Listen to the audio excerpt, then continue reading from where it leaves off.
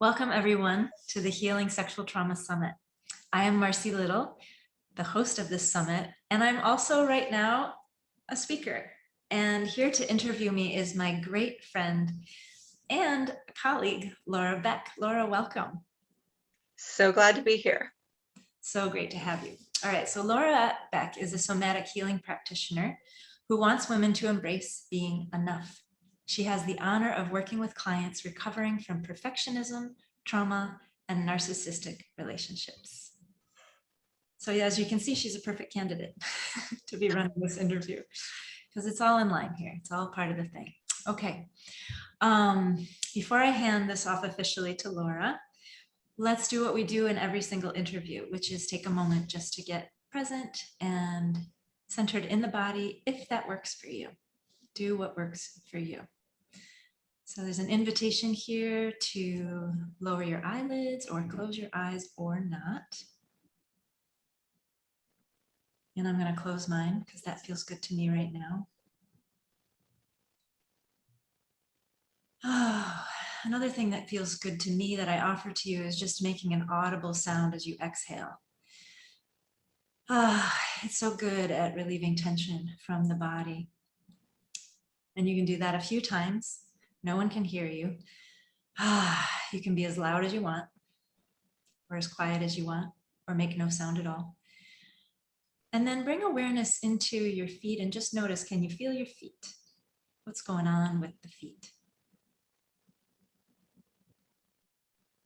And for me, that takes me right into noticing my breath. Just noticing the rise and fall of my own rib cage, which immediately takes me to noticing that there's some tension in my jaw. And so I just bring my awareness there in a loving regard. And I offer to my own body to release that tension if it's ready. And when you're ready, you can come back. If your eyes are closed, feel free to open them. And Laura and I are right here to welcome you. So welcome back. There may be times during this interview where you'll feel a little, you might feel a little overwhelmed or activated, or some feelings may come up that you're not sure you know how to deal with. Any of that takes place, please hit your pause button and go take care of yourself, whatever that means. It's like, get a little exercise in, shake some stuff out, make a cup of tea, go pet your dog, call somebody, whatever you need to. Come back if and when you're ready, and we'll still be here. All right? Okay, take care of yourself. All right, I'm going to take off my hostess hat and give it over to Laura, who's going to start her interview of me now. All right, so happy to receive that hat for you. It's such an honor and a delight after 20 years of having you in my life to be here with you at this moment. I'm so excited. And so I'm looking forward to the conversation. I do need to start out, however, offering a little information about you to everyone. So here we go. Marcy is the author of Naked, My Body's Story. And Marcy tells this redemptive story of healing, personal, generational, and collective sexual trauma at a cellular level in the body. Now, Marcy also guides her clients to find and develop their own tools to refine wholeness. And as a beloved teacher of yoga, Marcy offers ongoing classes in person and online. So check it out. Marcy's also the creator and the host of Why We're Here Today, the Healing Sexual Trauma Summit. So this is a pinnacle moment. And if you want to learn more about Marcy when we're all done today, by all means, go to marcylittle.com. And so with that, Marcy, do you want to add anything to your bio? I kind of do. I kind of want to share with everybody who's listening a little bit more about my own healing journey. And, you know, my initiation into the world of being a sexual being happened very early. And because some of that happened because of sexual trauma, it was most likely too earlier than that would normally occur for a person. And the results of that meant that when I did start to be sexually active, and because I did go through an experience that was traumatic in my teens, which I'm going to read about, I think, in a few minutes. I was out of my body, and that was happening, and that was happening again and again. But I had this friend, and she was a dancer, and she was in her body, and we would get together after she'd been with her boyfriend in the car, experimenting with sex, and she would talk about how amazing it was and all these orgasms she was having, and I had no clue how that could even be possible with another person. So at the ripe young age of 17, when I was transitioning out of high school, I have a late birthday, and going into college, I just made this pact with myself. I said, I want to know what she knows, and I want to know that for myself in my body. And of course, I had no clue how to get there at that time. But that was the start. And then in college, I very wisely signed up. My soul must have been just drawn towards this, a course called Health and Religion. And it was taught by a professor who had a retreat center. I learned to meditate in that course. And I replaced all of my compulsive habits with compulsive meditation. And I began to make that mind-body connection in a way that was novel. And because I was young and I had all this energy and my mind was really sharp, it was profound. And for months on end, I would wake up and meditate. I would do walking meditation up the hill to school. I would sit and meditate and eat in meditation. I would walk home in meditation. I would meditate before bed. I did this for a while, and it led me into what I would call a spiritual crisis. But it was a beautiful and needed spiritual crisis where everything I knew was falling away. And something was being born in me that would take a long time really to come back to and figure out. But at that time, I wanted to become a healer. That's what emerged for me in that spiritual crisis. So that was like my first real hit of, wow, I can see what is going on. And I wanted to head off to the Amazon. That was my first, the first place I was going to take myself. So I went to see my advisor in college, and I was a French teaching major, and she said, finish up, Marcy. Finish your degree and then go do whatever, but you're too far along. So what I did is I just continued to take these really cool and groovy courses in mysticism and the body and philosophy, which was really where my soul finally found its calling. And I finished up my degree. Fast forward, the birth of my son when I'm 29, and I've been teaching English in Paris and different parts of the world. And it became really clear that I had to kind of really land a job that had health insurance and where there was a regular paycheck. And I was a single mom. And the other part is that my son, unfortunately, was born with a debilitating progressive muscle wasting illness called Duchenne's muscular dystrophy. So it was like I was catapulted into a kind of an adulthood then. And so I continued to meditate, but the healing part showed up more in my teaching in the classroom in my relationship to my students. And I always was just rooting and supporting their growth into their wholeness. But then several things took place. My son in May of 2016, decided he wanted to move out, which is something I never thought would happen. He had been living full-time in a wheelchair since he was 12, but we found a way. And at the very same time that happened, I was sickened for the second time by mold in my classroom. And I was basically kicked out of teaching. I didn't yet know that I would be kicked out of teaching for good. And very smartly, once again, the soul knows what it needs. I was drawn to an Anusara yoga teacher training, which I didn't think I could handle because I was so sick. And the teacher said, yes, you can. And it was that kicked off this whole new part of my life, which I think we'll come back to again later on perhaps in the interview. So that's kind of what I wanted you to know. So I really went more deeply into my yoga practice at that time, and I started to live more fully at the cellular level of my body. I love that you filled in the gaps. Nice, round, rich picture of who you are. And so I think the next thing we'd want to do, right, is have you read a little bit from the book. Okay. So I'm actually going to read the very start of chapter 1. And the title of chapter 1 is, "And So It Begins." "Do you remember how that babysitter touched us?" my sister casually asked. We're sitting outside on my mother's front porch one halcyon day in early fall of 2016. On the hill across the river valley, leaves dress the trees, and a mottled mix of rust and yellow and scarlet. She takes a long drag off her Allegheny Reservation cigarette. "No, I don't," I say, as my head, now searching for that lost memory, surveys the scene. "I guess you wouldn't. I was only 3, she replies, and takes another long, slow drag of her cigarette. I choke on my spit. For as long as I can remember, I have been aware of the sexual part of my human nature. It seems like that awareness was present from an early age, though I couldn't say exactly when. I just knew it was there. It was a part of me. My sister is 2 years older than me. If she was 3, then I was 1. Of course I couldn't accept. Of course I have no conscious memory of it, but my body does." Denny continues to smoke in the slow, lazy way she has, while my diaphragm spasms in a struggle to remove the offending spit from my lungs. My mind is cataloging every time my body has recoiled in fear when my partner touches me with desire.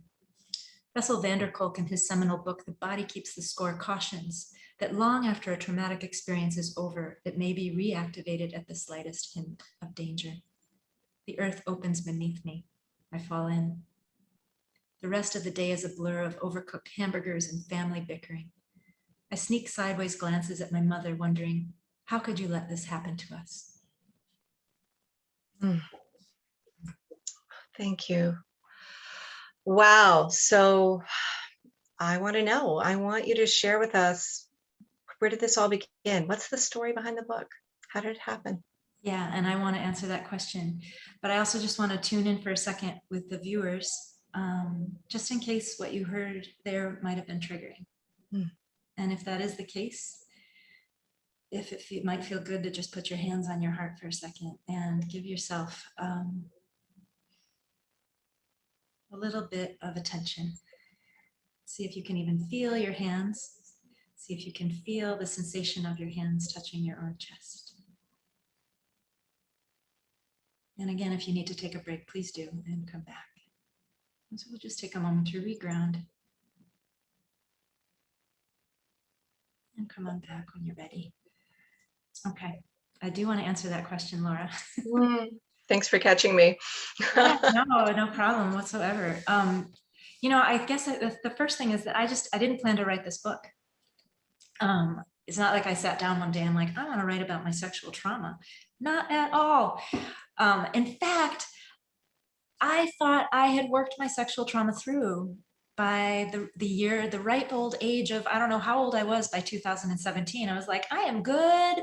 I enjoy sex. I can get there, the whole kind of thing. And then this yoga business, right? And this getting so sick from toxic mold business. And the combination was really synchronistic, I guess you could say. I took myself on a healing journey to Mexico. I wanted to rid myself of all the toxins in my body. I had multiple healing sessions with Mayan shamanic healers while I was there that were quite different from anything I'd experienced. And with that intent of healing fully, getting the toxins out of my body, I came home. And I write about this moment when I came home and I greet my husband in the airport, and something happens. And it's a familiar thing that I know so well, and that many women or people with sexual trauma will know so well. It's when the touch comes, you're feeling open and alive, and the touch comes and it's like, something shuts down inside, right? So we come home, and the next night I am awoken by this download, basically. I turn on the light. I'm a writer, so I have a pad of paper and a pen at the side of the bed, and I start writing furiously everything that's coming through. And then I turn off the light. I think I'm done. And then boop, I turn the light back on, and I'm like, writing. And then I turn it off. And this continues for days, and then weeks, and then months. And I'm in a moment where I'm not teaching. I'm in a healing process. And what comes through loud and clear is there is still trauma that needs to be released at the cellular level. And what allows me to realize that perhaps was the initiation that happened with the shamans, but also the deep practice of yoga. And in yoga, we're moving towards what we call an optimal blueprint. Hmm.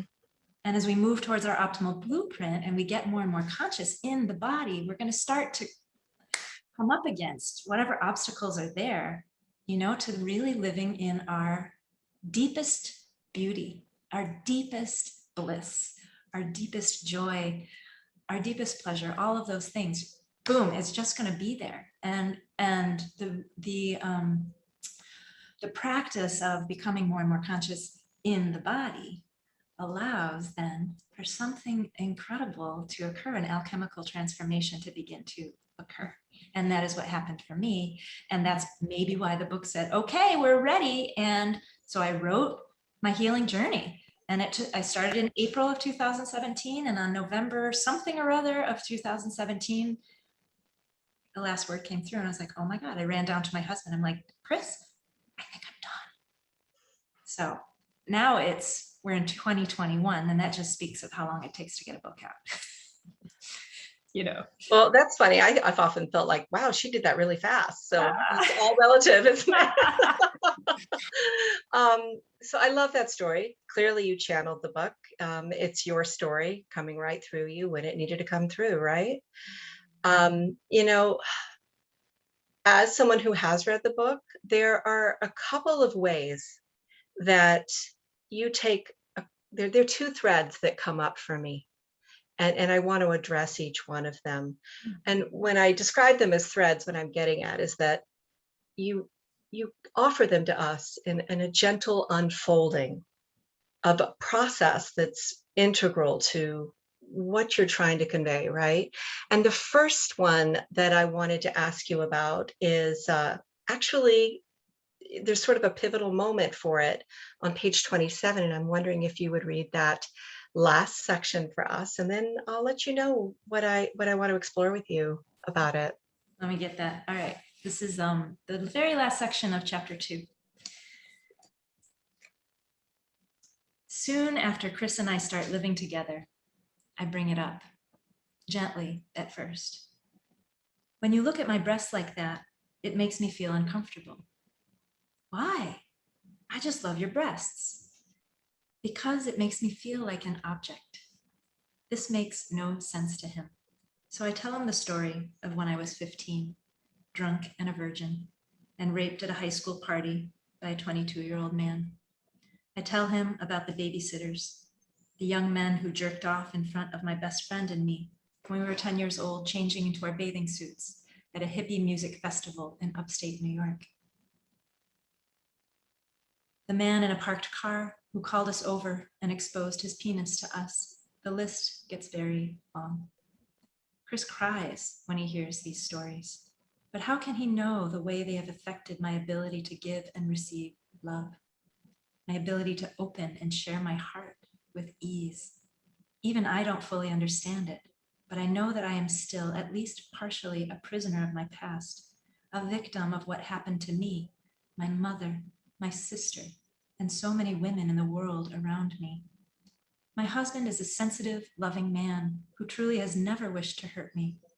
Truly, but he does. We do, for years, unknowingly, unintentionally.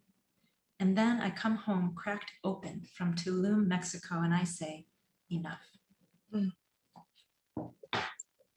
Thank you. Yeah.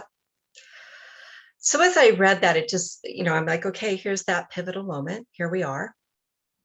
And that is where we, as the reader, we're able to join you as the process between the two of you unfolds now that you are facing your trauma in a new and different way and inviting the opportunity to heal. So what does that look like between you, right?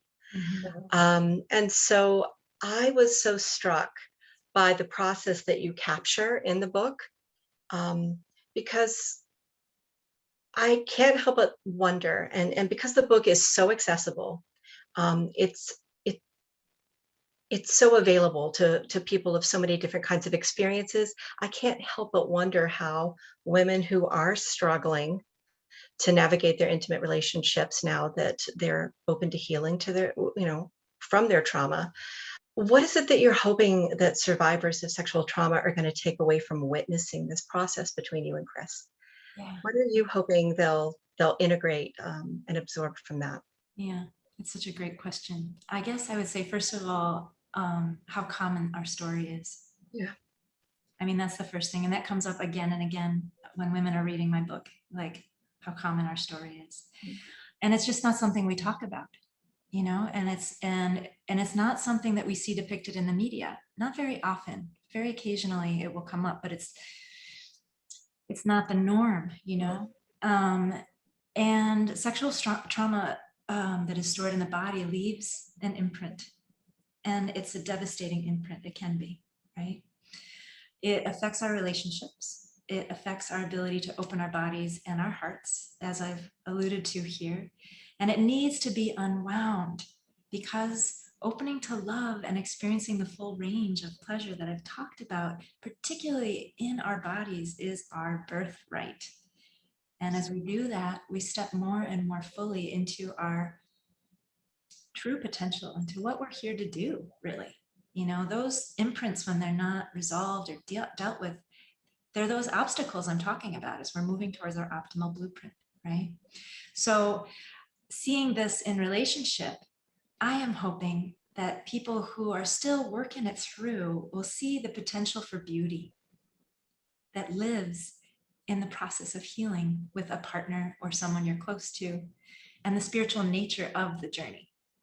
And how incredible it is for both partners to move more and more towards knowing each other in these intimate spaces of the body and the heart and the mind and the soul, letting each other in incrementally sometimes, and doing that dance. And doing this with a partner allows the growth process to speed up, and that creates hope. So my story is a mixture of the raw and the sublime. And I guess that's really what I want. I wanted a true story to be told that we don't see. Yeah, and the rawness and the honesty is palpable and it's welcoming, honestly. Mm-hmm. I feel like you welcome the reader in. Like, here, this is what it is. Mm-hmm. Let's be here together and see how we can support each other in this process. So, oh, love it so much. So there's another thread that really sticks out to me as I read the book, and that is just the unfolding of your healing process, where it becomes incredibly clear to you that uh, healing is needed, and how you begin to bravely and obviously imperfectly, because that's the way it works, right? Move through that process so that you can find some redemption, some sense of wholeness again, which I realize is ongoing. But you certainly feel that process coming to life as you move through the book. And so, what this reminds me of is that adage, the only way out is through. Mm-hmm. And you do a masterful job of showing us what's available to us if we are willing to embrace our fear. Mm-hmm. Right. And so, without glossing over how hard it is or how much courage it requires, you walk us through. Mm-hmm. And so, I can't help but wonder, how does this translate, this going through Mm-hmm. process, as you work with your clients? Yeah, it's such a great question. The part I think you're referring to specifically in the book, I quote Pema Chodron, and she talks about how the peacock eats poison to get the colors in its tail. Mm.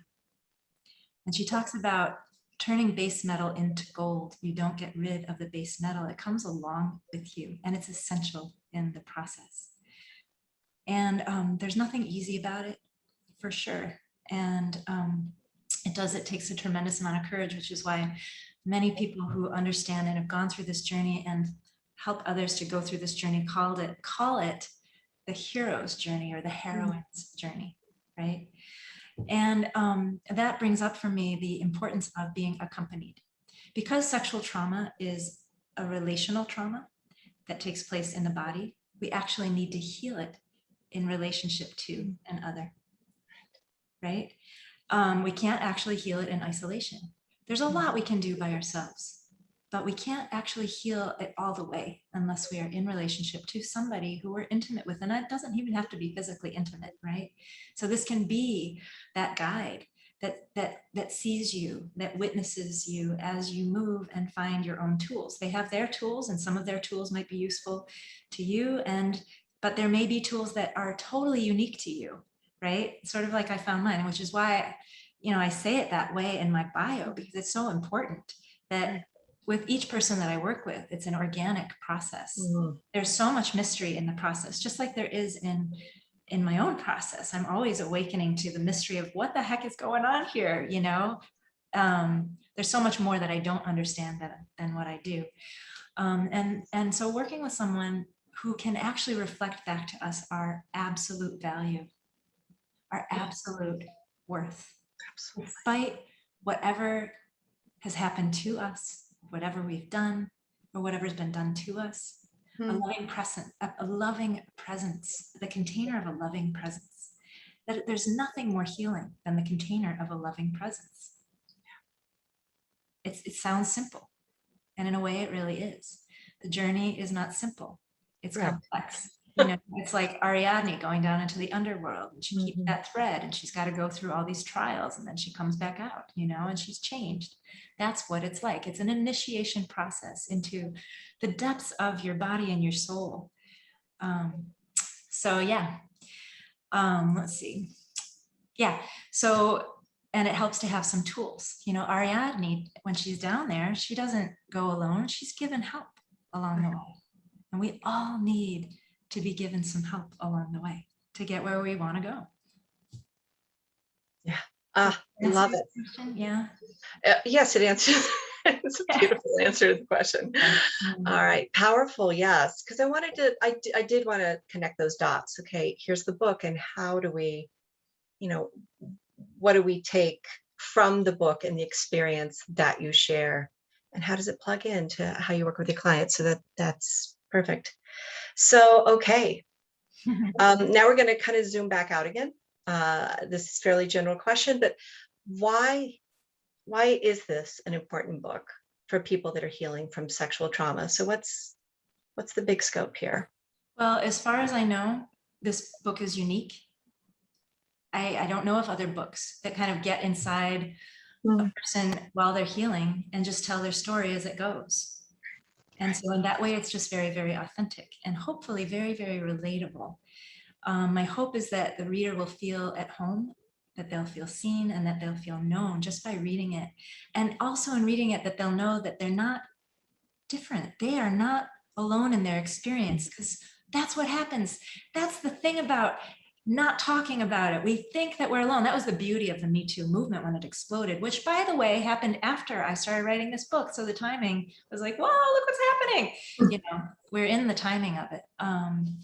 So yeah, so I think that's it. It legitimizes women's experience. One reader came up to me after just reading the first 2 chapters, and this is a person I consider who's very, very well along in terms of her self-awareness and her capacity to live the life that she loves. And yet there was this lingering bit of trauma, sexual trauma, that she had minimized for herself and said, oh, that's not a big deal. And something had occurred, and all of a sudden it was like it came up, and she found her way to my book somehow. And it was immediately like, oh my gosh, I don't minimize this anymore. This is still alive in me, and I'm ready to I think I'm ready to deal with it, and it's just like another piece of a complex mosaic puzzle of who we are. Yeah. Love it. Yeah. Okay. So now that we know why it's important, how the heck do we buy it? Okay. Well, the book is available on Amazon if you want to have a hard copy. And also it's available on e-Kindle on Amazon. So that's one way, Naked, My Body Story. If you're part of the summit and you're here for free, you will get the first chapter in your inbox for free. Hmm. If you have purchased the summit, I will send you a PDF of the book. It's not a hard copy, but you can start reading it. Then if you want to get a hard copy, you can go ahead and purchase that from Amazon. Great. Yeah. Now, what I want to know is, okay, book, how do we arrive at the summit? What happened in between there? Yeah. So I am on a listserv with a person who does summit trainings and a bunch of other stuff, excuse me. And this came into my inbox in, I don't know, February, trained to put on a summit. And I was like, that might be a great way to promote my book. So the initial thrust was, that would be a great way to get my book out there into the world and into the right hands, right? A healing sexual trauma summit. So that was the first thing. And then it was so immediately clear when the speakers started saying, hell yes, how important this summit is to the women and men too, who are going to sign up, because they are going to have access to people who have found freedom in their bodies and might have modalities that they've never tried. They may hold a medicine that people had no idea even existed. So there's a diversity of practitioners and healers who will be speaking here, and some of whom you've probably already heard. I also wanted to make it affordable. Healing should be accessible to everyone, which is why it's free also. We don't all have time. So that's also sometimes makes things inaccessible. So I've kept the initial cost pretty low, $57. Anybody who can't afford the $57 and needs to have access to this, just contact me. We'll work it out, you know. But really, that was really it. It was like, I want people to get the support they need. Short and simple. Perfect. Yes, incredibly affordable. So I know you're offering something, a free gift, a purchase offering. I'd like to hear a little bit about what people can expect with that.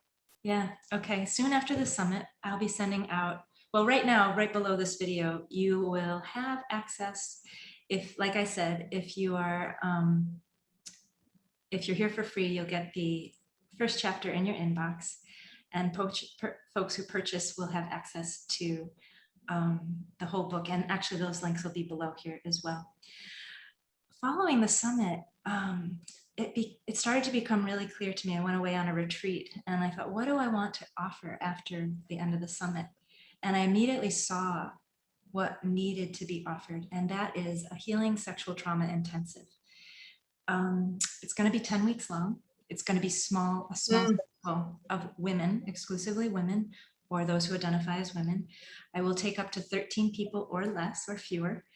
And I'm in the process right now of making a workbook that will accompany the reading of Naked, My Body Story. It's not complete yet, although it may be by the time that you're hearing me say this.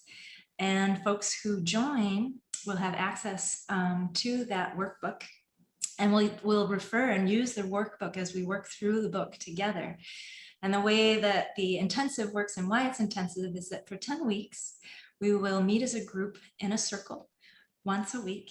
And then each person in the healing intensive will meet with me for 30 minutes every week. So each week we'll be sort of focusing around a theme or some aspect of the healing process. And then working with me, we'll be able to really work in the body. And the name of the workbook is Your Body's Story, because that's what we really want to get into here, is your body's story.